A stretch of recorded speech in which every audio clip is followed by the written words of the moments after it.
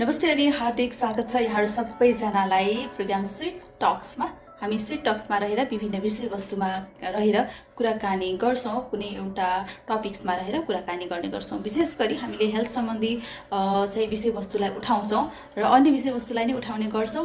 यहाँहरुले सुझाव सल्लाह प्रतिक्रिया दिन नबिर्सनु होला। कस्तो लाग्दैछ हाम्रो कार्यक्रमहरु, तपाईहरुले कमेन्ट लेख्नु भयो भने, कुनै पनि सुझाव सल्लाह दिनु भयो भने त्यही अनुसार अघि बढ्न हामीलाई हौसला मिल्ने छ भन्न चाहन्छु। हाम्रो स्वीट टक्स भनेर युट्युब च्यानल पनि छ, यहाँहरुले गएर सब्स्क्राइब गरिदिनु होला है त।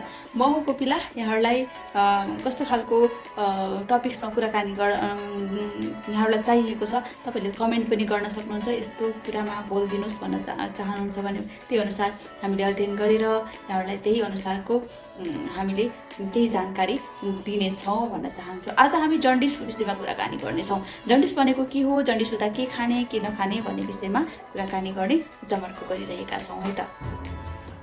हामीले यी विषयवस्तुहरू तपाईलाई जानकारी गराउँदा चाहिँ विभिन्न अध्ययन गरेर यहाँहरुलाई विभिन्न माध्यमबाट खोजेर है त्यतिकै हामीले चाहिँ यहाँहरुमा विषयवस्तु राख्ने गर्दैनौं। त्यही सम्बन्धित जानकार भएका व्यक्तिहरुसँग डाक्टरहरुसँग चाहिँ सुझाव सल्लाह लिएर हामीले यहाँमाझ यी विषयवस्तु राख्ने गर्छौं। आजको विषयवस्तु पनि त्यही अनुसार नै यहाँहरुमाझ प्रस्तुत गरिरहेका छौं। यहाँहरुले सुन्नै पर्ने, आफ्नो जीवनमा केही समस्या आउँछ ती समस्याको समाधानको उपाय हामीले यहाँहरुमाझ दिने कोसिस गर्छौं है त। आज हामी जन्डिसको विषयमा कुराकानी गरिरहेका छौं है त। बिलिरुबिनको मात्रा 3 मिलिग्राम भन्दा बढी भएपछि यसले गर्दा आँखा, छाला र पिसाब पहेँलो देखिन्छ। यो कलेजो, पित्तनली वा रगतसँग सम्बन्धित समस्याको संकेत हुन सक्छ। शरीरमा बिलिरुबिनको मात्रा बढ्नुलाई सामान्यतया कमलपित्त वा जन्डिस पहेँलो रोग भनेर चिनिन्छ।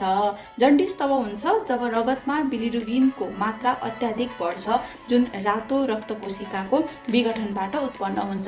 सामान्य अवस्थामा कलेजोले बिलिरुबिनलाई शरीरबाट बाहिर निकाल्छ, तर कलेजोमा कुनै समस्या भएमा यो प्रक्रिया प्रभावित हुन्छ र रगतमा बिलिरुबिनको मात्रा बढ्न थाल्छ।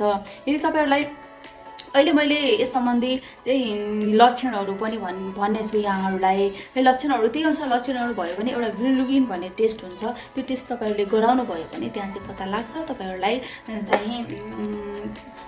तपाईहरुलाई जन्डिस छ या छैन भन्ने कुरा त्यहाँबाट तपाईहरुले थाहा हुन्छ है। कुनै पनि ल्याब टेस्टमा चाहिँ तपाईहरुलाई थाहा हुन्छ।